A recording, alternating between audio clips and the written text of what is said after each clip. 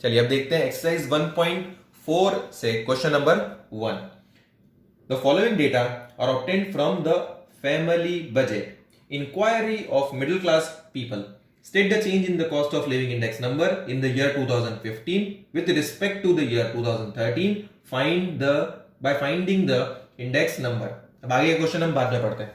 देखो इन्फॉर्मेशन दूसरे टेबल में क्या क्या दी हुई है, एक वेट्स दिए हुए हमें, एक हमें दिया हुआ है एक्सपेंडिचर इन 2013 यानी इसको हम मान लेंगे P0, एक्सपेंडिचर इन 2015 इसको मान लेंगे हम P1। देखो इन्फॉर्मेशन हमें क्या क्या दी हुई है, वेट P1 P0, इससे हम क्या करेंगे, I कैलकुलेट करेंगे, I equals to P1 upon P0 multiplied by 100 और उसके बाद में एक और कॉलम IW का, उसके बाद में sigma IW upon sigma W, ये फॉर्मूला अप्लाई कर देंगे। जो इंफॉर्मेशन दी हो उसकी फॉर्मूला अपने यूज करेंगे। और क्वेश्चन में भी बोला हुआ है फैमिली बजट यानी फैमिली बजट मेथड ही यूज करनी है। और अभी आपने देखा कि फैमिली बजट मेथड के लिए फॉर्मूला क्या है, sigma IW upon sigma W, और वही सारी इंफॉर्मेशन हमें क्वेश्चन में दी हुई है। तो चलिए सबसे पहले मैं फॉर्मेट रेडी कर देता हूं। देखिए फॉर्मेट रेडी कर लिया, आप भी चलो रेडी कर लो। ओके, हो गया रेडी आपका भी। देखो वेट यहां पर लिख दिया हमने क्वेश्चन में जो दिया हुआ है वहीं से, उसके बाद में P0 यहां पर लिख दिया पूरा, और P1। ये वैल्यूज लिखते time guys very very careful रहना है आपको, कोई भी ऊपर नीचे एक भी फिगर मत कर देना, नहीं तो आगे के सारे कैलकुलेशंस आपके गलत हो जाएंगे। ठीक है, चलो अब हम इंडेक्स नंबर कैलकुलेट करते हैं यानी कि I को कैलकुलेट करते हैं। कैसे करेंगे, P1 upon P0 multiplied by 100, तो क्या करेंगे यहाँ पर 3900 अपॉन 3000 मल्टीप्लाइड बाय 100, और यहां से हमें क्या मिल जाएगा, I यानी इंडेक्स नंबर, और उसके बाद में क्या करेंगे IW यानी I का मल्टीप्लीकेशन W के साथ में, I का मल्टीप्लीकेशन W के साथ में। तो क्या करेंगे यहाँ पर 3900 अपॉन 3000 मल्टीप्लाइड बाय 100, आंसर आ जाएगा आपका 130, आंसर आ जाएगा आपका 130, और ये 130 को मल्टीप्लाई किसके साथ में कर लेना है, 45। तो ये कर देता हूं मैं 5850। अब ऐसा ही आपको भी कर देना है पूरा। देखो आपको भी ये सारी वैल्यूज को कैलकुलेट कर लेना है। मैंने यहाँ पर सारी वैल्यूज को कैलकुलेट कर दिया, लेकिन आप कैलसी से ही कैलकुलेट कर कर टैली करना, आप डायरेक्टली कॉपी मत करना। कुछ भी चीज़ अगर लाइफ में हासिल करनी है तो हार्डवर्क बहुत ज़्यादा ज़रूरी है, और हार्डवर्क करने के बाद में समझ में आता है कि स्मार्ट वर्क कैसे करना है। ठीक है, तो इतना ज्ञान काफ़ी है। अब देखते हैं, चलो अब क्वेश्चन को सॉल्व करना है। क्या बोला है, फैमिली बजट है और sigma IW upon sigma W करना है, वो तो हमें पता ही है। तो अब कैसे करेंगे, sigma IW upon sigma W, तो यहां पर मैं लिख देता हूं sigma IW upon sigma W। क्या कैलकुलेट करना है, इंडेक्स नंबर कैलकुलेट करना है। सिग्मा IW कितना आया, 13,563.85, 13,563.85, और सिग्मा W जो है वो आया है आपका 100। कितना आया है, 100। तो इसको अभी अब डिवाइड अपने करेंगे तो आंसर कुछ आ जाएगा 135.64। राउंड ऑफ कर दिया मैंने आंसर को, 135.64%। ठीक है, तो इंडेक्स नंबर कितना है अपना, 135.64%। अब चलो क्वेश्चन आगे रीड करने का बाकी था, उसको रीड करते हैं। क्या लिखा था आगे, if the average monthly disposable income of a family in the year 2013 is ₹15,000, then obtain the estimate of the necessary average monthly disposable income in the year 2015। देखो ये क्या बता रहा है कि 2013 में ये जो फैमिली का डेटा दिया हुआ है, वो फैमिली की इनकम 2013 में इनकम उनकी कितनी थी, 2013 में वो फैमिली की इनकम थी 15,000। जब ये सब वो स्पेंडिंग कर रहे थे तब उनकी इनकम कितनी थी, 15,000 रुपीज। अब 2015 में सारी चीजें कॉस्टली हो चुकी है, तो वो इंडेक्स नंबर कितना कैलकुलेट आया, 135.64%। यानी कि जो प्राइजेस है वो इंक्रीज कितने परसेंटेज से हो गई है, prices, the overall increase, the overall increase in the prices, the overall increase in the prices is 35.64%, 35.64%। 35.64%, 35.64% से प्राइजेस बढ़ी है, तो उनकी इनकम भी कितने से बढ़नी चाहिए, मतलब कितनी इनकम उनकी इंक्रीज होनी चाहिए, ताकि उनकी जो सेम लाइफस्टाइल जो 2013 में वो लाइफस्टाइल को फॉलो कर रहे थे, उसी को वो 2015 में भी फॉलो कर सके, यानी कि उनका परचेसिंग पावर बिल्कुल भी कम ना हो और एट पार रहे। वो वाली प्राइस बताओ कितनी इनकम उनकी होनी चाहिए। तो 2013 में अगर 15,000 इनकम थी, तो 2015 में उनकी इनकम जो है वो 15,000 प्लस 35.64% से इनकम बढ़ जानी चाहिए। तो 15,000 प्लस 35.64% से उनकी इनकम बढ़ जानी चाहिए। तो चलिए कैलसी पे कैलकुलेट करते कितनी इनकम हो जानी चाहिए। 15,000 प्लस 35.64%, तो 20,000 रुपीज 20,346 रुपीज उनकी इनकम हो जानी चाहिए, तभी वो जो लाइफस्टाइल 2013 में फॉलो कर रहे थे उसी को आगे भी फॉलो, यानी कि 2015 में फॉलो कर पाएंगे। समझ में आया? चलिए अब देखते हैं एक्सरसाइज 1.4 से question number 2। Find the index number for the year 2014 bye the method of family budget from the following data about prices and consumption of food items and interpret it। Table दिया हुआ है, item first column, उसके बाद में year 2010 की जो quantity और prices है वो दिया हुआ है, और ईयर 2014 के प्राइस दिया हुआ है। ठीक है, हमसे क्या पूछा है? Method of family budget. अब मेथड ऑफ फैमिली बजट में दो फॉर्मूला है, एक तो है लास्ट ईयर्स की फॉर्मूला और एक है sigma I W upon sigma W वाली फॉर्मूला। अभी यहां पर हमें इंफॉर्मेशन वेट्स की कहीं पर भी नहीं दी हुई है, तो हम कौन सा फॉर्मूला अप्लाई करेंगे? Last years formula. ठीक है, तो चलिए इसके लिए जो फॉर्मेट रेडी करना है वो मैं कर देता हूं, आप भी रेडी करो और आप चेक करो कि आपने राइट किया है या नहीं।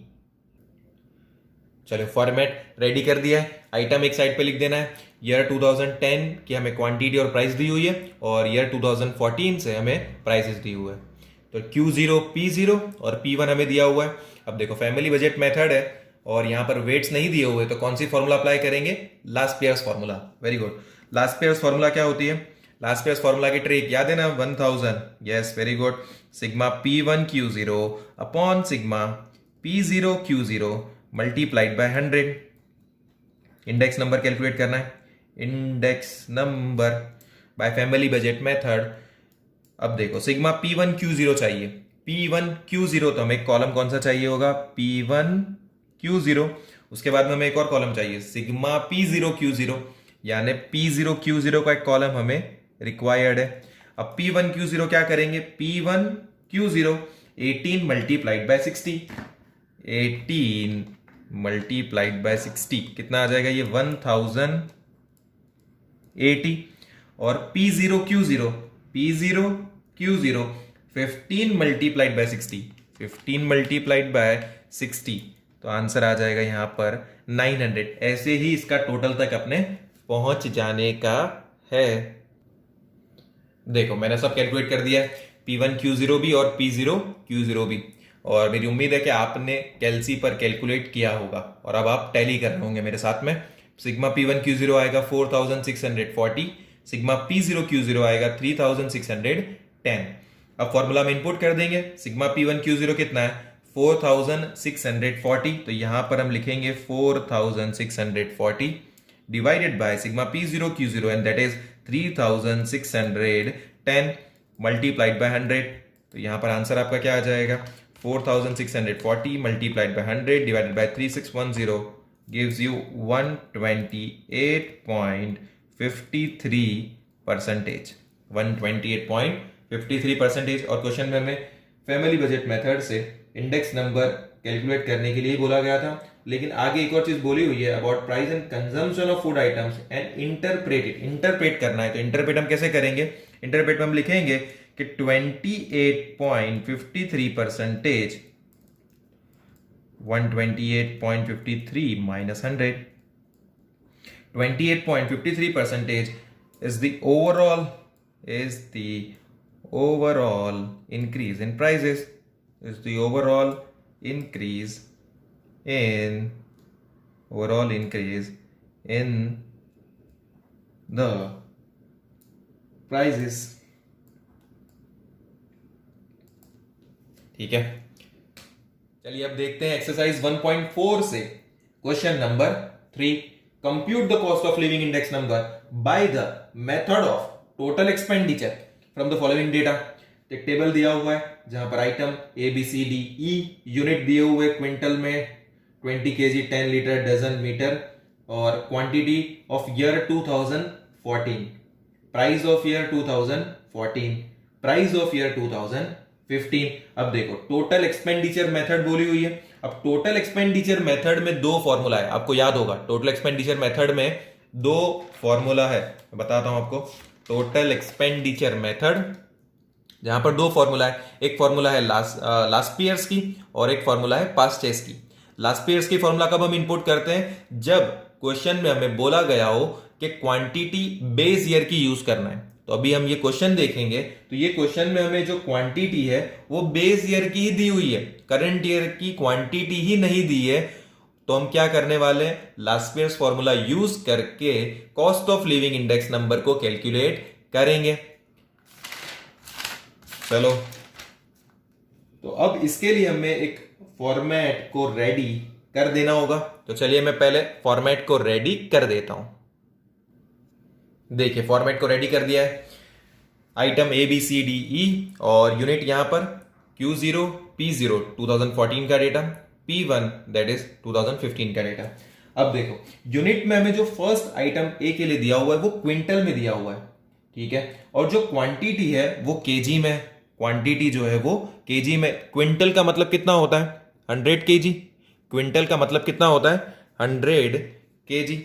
तो अब ये जो प्राइसेस दिए हुए हैं हमें, जो प्राइस ऑफ ईयर 2014 और प्राइस ऑफ ईयर 2015, वो क्विंटल पर है, यानी 100 kg की प्राइस है. तो 2014 का अगर हम देखें तो 100 kg के 2014 में कितने रुपए? 1200. अब अगर मैं इसको यूनिट को अगर मैं केजी में कन्वर्ट कर दूं, किस में कन्वर्ट कर दूं? केजी में. तो पर केजी कितना आना चाहिए आंसर? कितना प्राइस होनी चाहिए 2014 में? तो हम क्या करेंगे? 1200 डिवाइड बाय 100, तो आंसर आएगा हमारा 12. तो प्राइजेस इन द ईयर 2014 पर KG for item A would be how much? 12 rupees. तो यहां पर हम लिखेंगे 12. और वैसे ही P1 के लिए भी चेंज करना होगा, क्योंकि जो प्राइजेस दी हुई है वो क्या है? क्विंटल में, यानी कि 100 kg की प्राइस दी हुई है. तो 100 kg के 1700 रुपीज है, तो पर केजी के कितने होंगे? 17. पर केजी के कितने होंगे? 17. और जो क्वांटिटी हमें बेस ईयर की दी हुई है वो कितनी यहां पर दी हुई है? 50 kg. तो यहां पर हम लिख देंगे 50. अब आते हैं हम आइटम बी के ऊपर. अब आइटम बी पे जो यूनिट है वो है 20 kg. आइटम बी पर जो यूनिट है वो है 20 kg, यानी कि जो हमें प्राइसेस दिए हुए हैं वो किस पर है? 20 kg पर है. तो 2014 की अगर मैं प्राइस देखूं तो 20 kg के 2014 में कितने रुपीस है? 340. तो पर केजी कितने होंगे? तो मैं क्या करूंगा? 340 डिवाइडेड बाय 20, यानी सिंपली क्रॉस मल्टीप्लाई ही हो रहा है. सिंपली क्या हो रहा है? क्रॉस मल्टीप्लाई ही हो रहा है. 340 डिवाइडेड बाय 20 आ जाएगा आपका 17. तो 17 rupees per KG is the price of item be in 2014. तो यहां पर मैं लिखूंगा 17 और यूनिट में यहां पर मैं लिख दूंगा केजी. और क्वांटिटी जो 2014 की दी हुई है वो कितनी है? 18 केजी. तो यहां पर मैं लिख दूंगा 18. और उसके बाद में 2015 के लिए भी सेम करेंगे. 380 रुपीज प्राइस दी हुई है 20 kg के लिए. तो 380 डिवाइडेड बाय 20 कितना आ जाएगा? 19. 380 डिवाइडेड बाय 20 आ गया यहां पर 19. अब आइटम सी के लिए देखते हैं. आइटम सी के जो प्राइसेस दिए हुए हैं उसका यूनिट जो यूज किया है वो है 10 लीटर. तो उसको हम कन्वर्ट कर देंगे लीटर में. किस में कन्वर्ट कर रहे हैं? लीटर में, यानी पर लीटर, यानी सिंगल लीटर, 1 लीटर पे. तो 10 लीटर के अगर 30 रुपीज है 2014 में, 10 लीटर के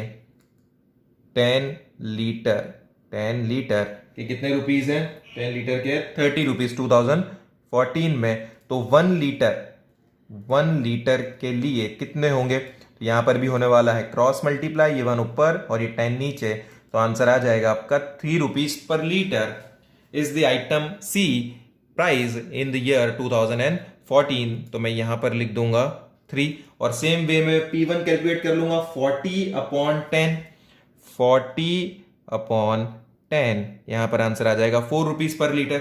और कितनी क्वांटिटी है 2014 में? 2014 में आइटम सी की क्वांटिटी है 12 लीटर, तो यहां पर मैं लिख दूंगा 12। यहां पर जो यूनिट मैं ले रहा हूं पूरी रो में वही यूनिट रन होना चाहिए। अब देखो आता हूं मैं आइटम डी पर। अब आइटम डी जो है वो डजन में यानी कि जो प्राइजेस है वो 12 पीसेस पर है। प्राइजेस जो है वो किस पर है? 12 पीसेस पर है।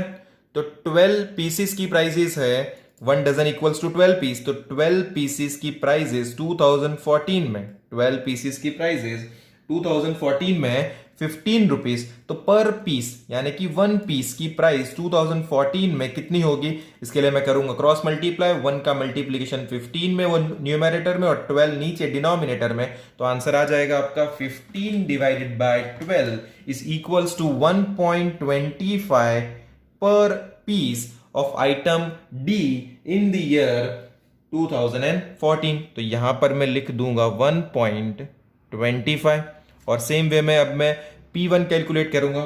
P1 क्या होगा? 24/12, 24/12, तो यहां पर आंसर आ जाएगा आपका 2। और कितने पीसेस यूज किए गए, कंज्यूम किए गए हैं, तो वो 2014 में वो है 20। और यहां पर यूनिट में मैं क्या लिखूंगा? पीस। यूनिट में क्या लिखूंगा मैं? पीस। अब देखते हैं आइटम ई के लिए। तो आइटम ई का जो है वो यूनिट मीटर है, तो यहां पर हमें कोई कुछ भी करने की जरूरत नहीं है, एज इट इज लिख देंगे, क्योंकि प्राइस आइटम जो यूनिट जो है वो 1 मीटर ही है। और क्वांटिटी दी हुई है यहां पर 14। प्राइस ऑफ द ईयर 2014 वो है 12 रुपीज और 15 में रिस्पेक्टिवली है 16 रुपीज। ठीक है, देखो अब ये हमने कैलकुलेट कर दिया है। अब हमें पता है टोटल एक्सपेंडिचर मेथड को अप्लाई करना है।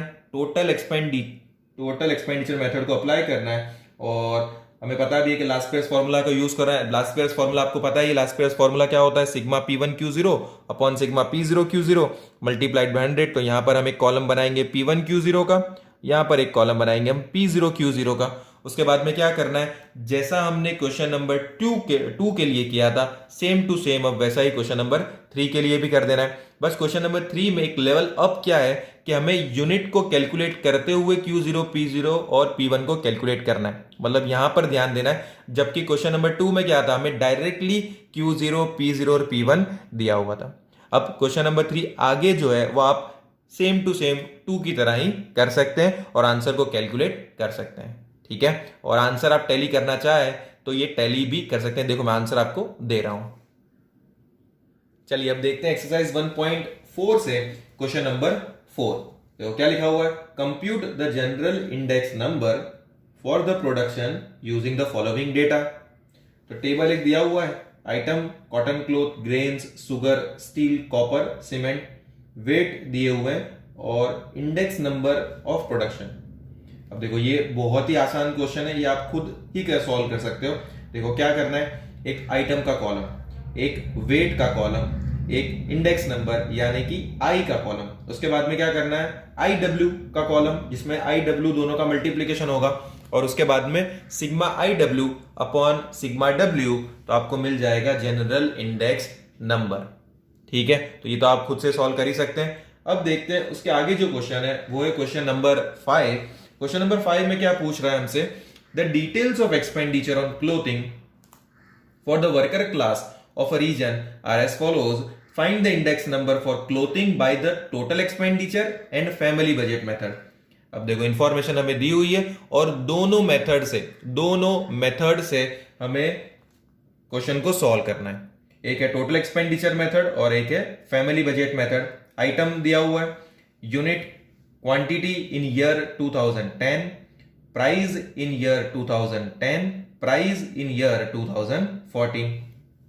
अब देखो टोटल एक्सपेंडिचर मेथड में दो फॉर्मूलाज हैं, एक फॉर्मूला है लास्ट ईयर्स की, एक फॉर्मूला है पास्ट ईयर्स की। लास्ट ईयर्स की फॉर्मूला कब अप्लाई करनी है, जब हम क्वांटिटी बेस ईयर में यूज कर रहे हो तब लास्ट ईयर्स फॉर्मूला, जब क्वांटिटी करंट ईयर की यूज कर रहे हो तब पास्ट ईयर्स फॉर्मूला। अभी इंफॉर्मेशन में हमें क्वांटिटी बेस ईयर की दी हुई है, तो हम कौन सा फॉर्मूला अप्लाई करेंगे? Last years formula. और लास्ट ईयर्स फॉर्मूला के थ्रू हम इंडेक्स नंबर कैलकुलेट करेंगे, जो हमारा आंसर होगा टोटल एक्सपेंडिचर मेथड के लिए। ठीक है, तो चलिए लिख देता हूं मैं यहां पर 5। सबसे पहले हम टोटल एक्सपेंडिचर मेथड जो है उससे सॉल्व करेंगे।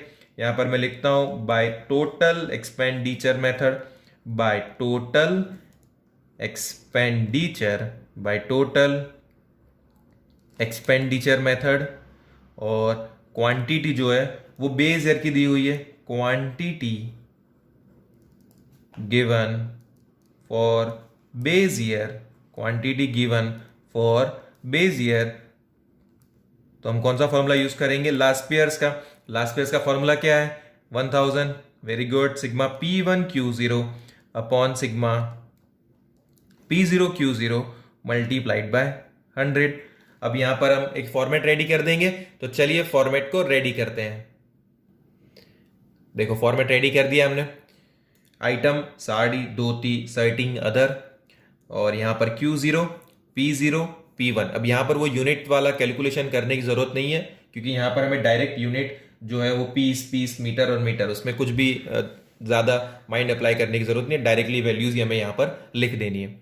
अब देखो हमें टोटल एक्सपेंडिचर मेथड में बेस ईयर की क्वांटिटी दी हुई है, तो हमने जो फॉर्मूला अप्लाई किया है वो है लास्ट ईयर्स फॉर्मूला। तो लास्ट ईयर्स फॉर्मूला की रिक्वायरमेंट क्या है? P1 Q0। तो हम एक कॉलम कौन सा बनाएंगे? P1 Q0, और एक कॉलम बनाएंगे हम P0 Q0। P1 Q0 कैसे करेंगे? P1 400 multiplied by 5, 400 multiplied by 5 कितना आ जाएगा यहां पर? 2000। और P0 Q0, P0 Q0 तो 300 मल्टीप्लाइड बाय 5, यहां पर आ जाएगा 1500। देखो हमने कैलकुलेट कर दिया P1 Q0, P0 Q0, और यहां पर हमने समेशन कर दिया। तो अब हम फॉर्मूला में इंपुट कर देंगे। 3917 जो है वो आएगा न्यूमेरेटर में, और 3021.5 आएगा डिनोमिनेटर में, मल्टीप्लाइड बाय 100। तो 3917 multiplied by 100 divided by 3021.5 gives you 129.64%, 129.64%। तो ये हो गया आंसर हमारा बाय टोटल एक्सपेंडिचर मेथड। अब वैसे ही हमें कैलकुलेट करना है बाय फैमिली बजट मेथड। कैसे करना है? By family budget method. तो यहां पर मैं लिखूंगा by family budget, by family budget method. और यहां पर अब जो फॉर्मूला मैं यूज करूंगा वो होगी sigma IW upon sigma W। कौन सी फॉर्मूला यूज करूंगा? Sigma IW upon sigma W। देखो फैमिली बजट मेथड है और यहां पर कोई वेट की इंफॉर्मेशन नहीं दी हुई है, लेकिन फिर भी मैं वेट वाला फॉर्मूला इसलिए अप्लाई कर रहा हूं क्योंकि अगर मैं ये वेट वाला फॉर्मूला अप्लाई नहीं करता हूं तो जो as it is calculation total expenditure method के लिए मैंने किया वो ही मैं यहां पर कर दूंगा, तो बिल्कुल सेम टू सेम हो जाएगा और आंसर भी सेम टू सेम ही आएगा। आंसर भी सेम टू सेम ही आएगा, तो कुछ डिफरेंस पता नहीं चलेगा। लेकिन हाँ, ये जो मैंने बोला वैसा करने से आपका कुछ गलत नहीं होने वाला है, आपका राइट ही होगा, आपको फुल मार्क्स ही मिलेंगे। अगर आप फैमिली बजट मेथड को सॉल्व कर रहे हो, कैसे? जैसा लास्ट ईयर्स फॉर्मूला अप्लाई करके, यानी sigma IW upon sigma W नहीं, कौन सा फॉर्मूला अप्लाई कर रहे हो आप? वो sigma P1 Q0 upon sigma P0 Q0 multiplied by 100। तो आप एज इट इज जैसा अभी ये टोटल एक्सपेंडिचर के लिए किया है वो ही आप यहां पर कर दोगे, तो आपको फुल मार्क्स ही मिलने वाले। लेकिन ये जस्ट आपको समझाने के लिए कि हम ऐसे भी कर सकते हैं sigma IW upon sigma W से, इसलिए मैं करके बता रहा हूं। तो आपके पास ऑप्शन है, आप चाहो तो ये जो मैं जो तरीके से करना वाला वो कर दो, या तो फिर आप एज इट इज जो यहां पर कैलकुलेशन किया हुआ है वही कैलकुलेशन को आप कॉपी करके यहां पर लिख दो। अब भले ही मैं वेट का फॉर्मूला यूज करूंगा, लेकिन फिर भी आंसर जो है वो मेरा सेम ये 129.64% ही आने वाला है। ठीक है, तो ये इसके लिए जो फॉर्मेट रिक्वायर्ड है वो फॉर्मेट को मैं प्रिपेयर कर देता हूं। देखो मैंने फॉर्मेट रेडी कर दिया है। अब देखो हमारे फॉर्मूला में हमें रिक्वायर्ड क्या है, आई डब्ल्यू, यानी आई डब्ल्यू का मल्टीप्लीकेशन। अब ना ही यहाँ पर हमारे पास आई है, ना ही यहाँ पर हमारे पास डब्ल्यू है, तो वो कैलकुलेट करेंगे सबसे पहले। तो आई तो आप बता ही सकते हैं, आई यानी इंडेक्स नंबर आप कैसे कैलकुलेट करेंगे, P1 upon P0 multiplied by 100। P1 upon P0 multiplied by 100, इसमें क्या करेंगे हम, P1 400 है, आइटम सारी के लिए P1 400 है और P0 है 300, तो 300 आएगा डिनोमिनेटर में मल्टीप्लाइड बाय 100 और कैलकुलेट कर देंगे। ऐसे ही सबका इंडेक्स नंबर कैलकुलेट आप कर सकते हैं। उसके बाद में W का कॉलम चाहिए, तो W कैसे हमें मिल सकता है, तो W हमें मिल सकता है P0 Q0, यानी जब बेस ईयर की प्राइस और क्वांटिटी को मल्टीप्लाई किया जाए तो हमें क्या मिल जाता है, वेट्स। हमें क्या मिल जाते हैं, वेट्स मिल जाते हैं। तो अब यहां पर W इक्वल्स टू क्या है, P0 Q0, तो W कैलकुलेट हो जाएगा पूरा। कैसे कैलकुलेट करेंगे, P0 मल्टीप्लाइड बाय Q0, तो 300 multiplied by 5, 300 multiplied by 5, answer कितना आ जाएगा आपका 1500। कितना आ जाएगा 1500। वैसे ही पूरा W का कॉलम आपको कैलकुलेट कर देना है। उसके बाद में क्या होगा, IW, उसके बाद में क्या आ जाएगा IW, यानी यहां पर I और W दोनों का क्या होने वाला है, मल्टीप्लीकेशन। I और W का मल्टीप्लीकेशन होगा। तो पहले मैं I कैलकुलेट कर लेता हूं, 400 मल्टीप्लाइड बाय 100 डिवाइडेड बाय 300, तो आंसर आ रहा है कुछ 133.33। कितना आंसर आ रहा है, 133.33। अब 133.33 मल्टीप्लाइड बाय 1500 करूंगा तो मेरे को यहां पर IW मिलेगा। तो 133.33 मल्टीप्लाइड बाय 1500, तो आ जाएगा कुछ, अगर अपने देखेंगे 133.33 मल्टीप्लाइड बाय 1500, तो आंसर आएगा कुछ आपका 1,99,999.9999। तो हम यहां पर क्या करेंगे, 2 लाख लेंगे। क्या लेंगे, 2 लाख, राउंड ऑफ करेंगे तो आंसर क्या आ जाएगा, 2 लाख। तो हमें यहां पर लेना होगा 2 लाख।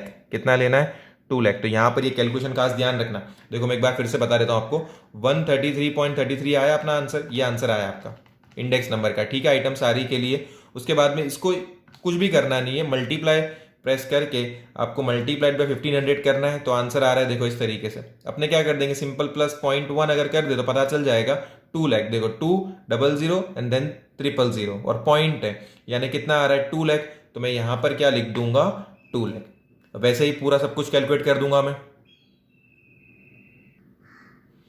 अब देखो मैंने यहां पर आई यानी इंडेक्स नंबर को कैलकुलेट कर लिया है, W को कैलकुलेट कर लिया है और उसके बाद में IW का कॉलम भी रेडी कर दिया है। अब सिर्फ समेशन करना है, तो W का समेशन अपने करते हैं 1500 plus 560 plus 648 plus 313.5 gives you 3021.5 और ये आ गया आपका सिग्मा W।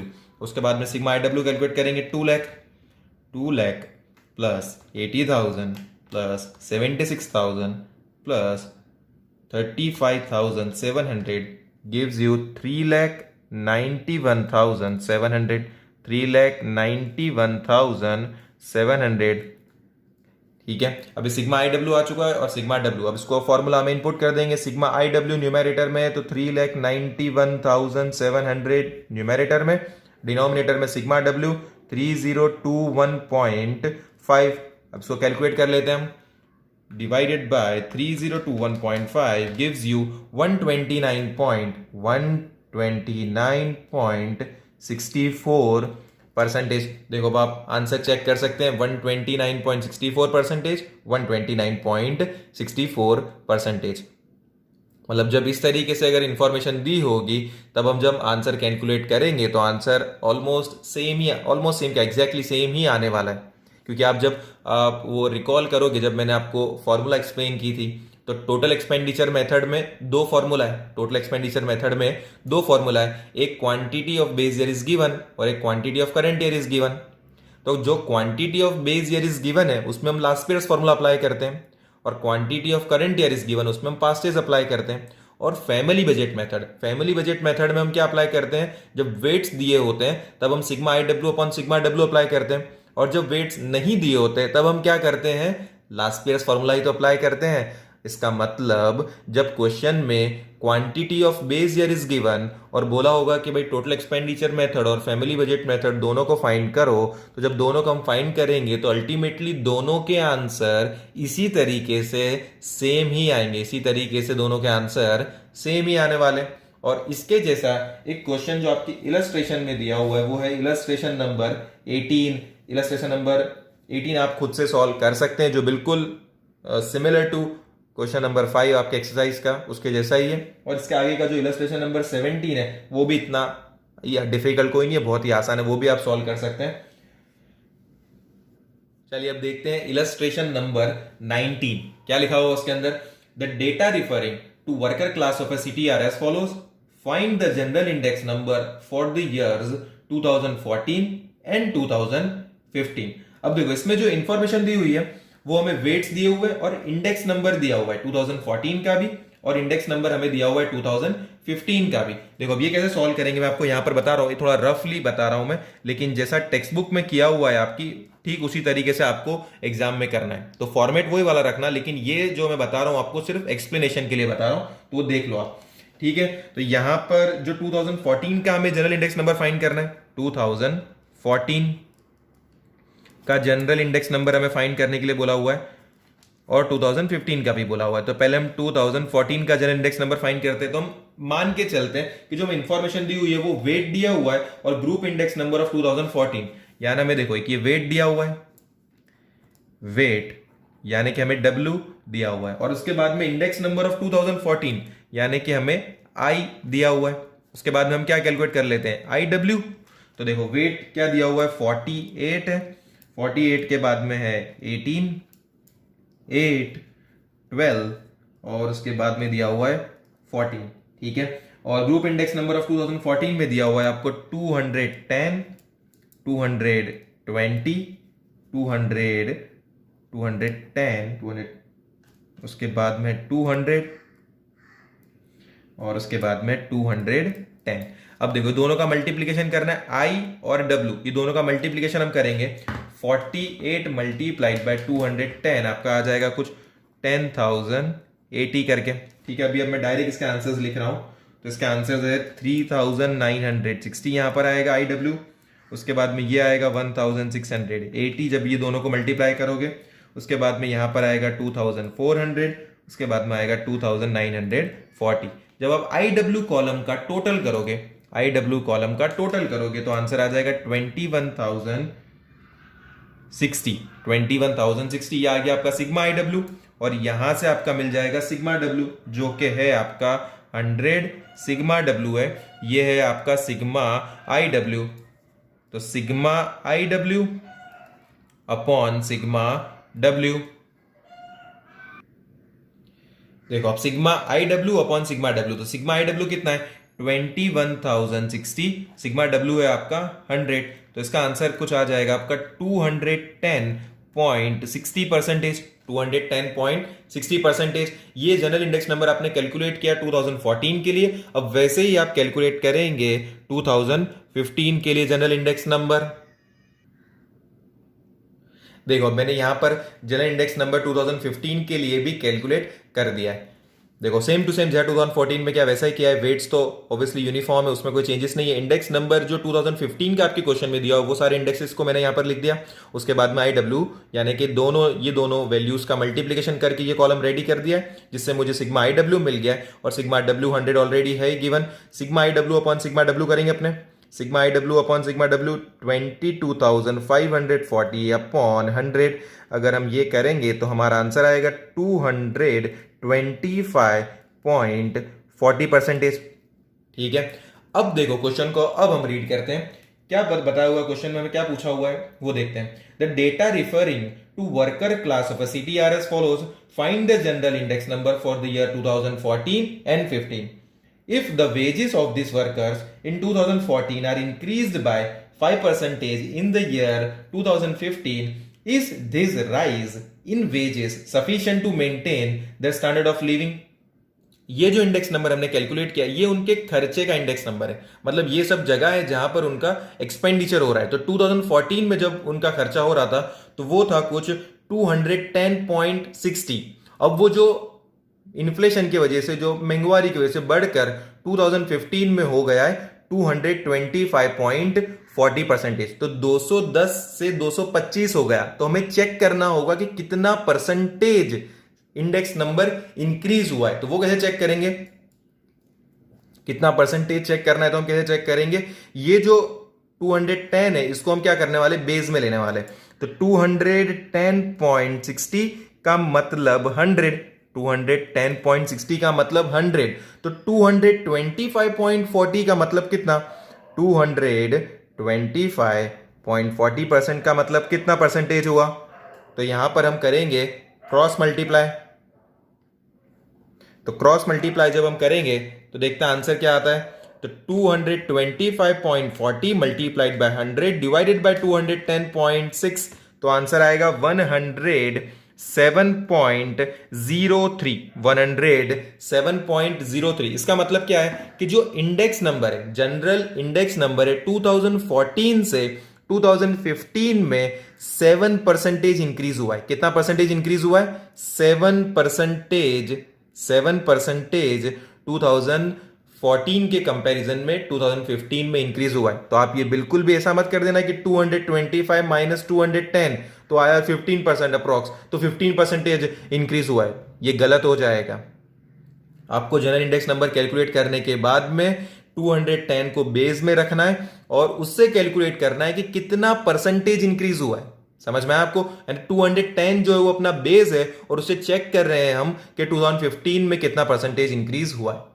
तो जो खर्चे हैं, जो एम्प्लॉयज या वर्कर्स लोग हैं, उनके खर्चे जो है वो 7.03% से इंक्रीज हुए। कितने, 7.03% से उनके एक्सपेंसेस इंक्रीज हुए। तो सामने उनके एम्प्लॉयर और उनके बॉस ने कितना परसेंटेज से उनके वेजेस को इंक्रीज किया है, वो है 5%। कितने परसेंटेज से, 5% से उनके वेजेस को, यानी कि उनकी सैलरी को इंक्रीज किया है। तो क्या लगता है आपको, सफिशिएंट है ये? Obviously it is not sufficient. तो आपको बस एक सेंटेंस बनाकर लिख देना है कि the rise of 5% in wages is not sufficient, ठीक है, to maintain their standard of living. जो क्वेश्चन में दिया हुआ वो इससे उससे आपको सिर्फ सेंटेंस बनाना है। अब इतने 12 साल से इंग्लिश मीडियम में पढ़ रहे हैं तो इतना तो आपको आना ही चाहिए, ठीक है। और नहीं आता है तो कोई बात नहीं, इलस्ट्रेशन में इसका आंसर दिया हो तो वहां से आप देख सकते हैं, ठीक है। अब चलिए इलस्ट्रेशन नंबर 20 भी देख ही लेते हैं, जो बिल्कुल सिमिलर है आपके एक्सरसाइज 1.4 का क्वेश्चन नंबर 1 से। चलो मैं इसको, ये इलस्ट्रेशन नंबर 20 को रीड कर लेता हूं। The following data are obtained from the budget inquiry of middle class families. State the change. Question हमारा ये है, state the change in the cost of living in the current year 2015 with respect to the base year 2014 by finding the index number. If the average monthly disposable income of a family is rupees 30,000 during the year 2014 and their average monthly disposable income during the year 2015 is rupees 35,000, then according to family budget index number, what should be the rise in the average monthly disposable income of the family to maintain the same standard of living of the base year? अब देखो क्या बताया हुआ, हमें table में information दी हुई है weights की और percentage price relative. Percentage price relative का मतलब क्या होता है, इंडेक्स नंबर। तो हमें वेट दिया हुआ है और इंडेक्स नंबर दिया हुआ है। देखो सॉल्यूशन भी देख लो आप, वेट दिया हुआ है और इंडेक्स नंबर, तो W और I दिया हुआ है और क्वेश्चन में बोला है फैमिली बजट मेथड। तो कौन सा फॉर्मूला अप्लाई होगा, sigma IW upon sigma W। तो सिग्मा IW के लिए हमें IW का कॉलम रेडी करना होगा, तो जो कि रेडी किया हुआ है। तो उसका आंसर आ रहा है सिग्मा IW का 13,450 और सिग्मा W का आंसर आ रहा है 100। अब इससे इंडेक्स नंबर हमने कैलकुलेट किया तो वो आ रहा है 134.5। 134.5 इसका मतलब 2014 से 2015 में जो उनके एक्सपेंसेस इंक्रीज हुए हैं वो कितना परसेंटेज है, 34.5%। यानी 34.5% जो महंगाई आ चुकी है, इन्फ्लेशन आ चुका है, अगर उनको सेम स्टैंडर्ड ऑफ लिविंग को अगर मेंटेन करना है तो जो 2014 में वो 100 रुपीज स्पेंड करते थे, अब 2015 में उन्हें 134.5 रुपीज को स्पेंड करना होगा, ठीक है।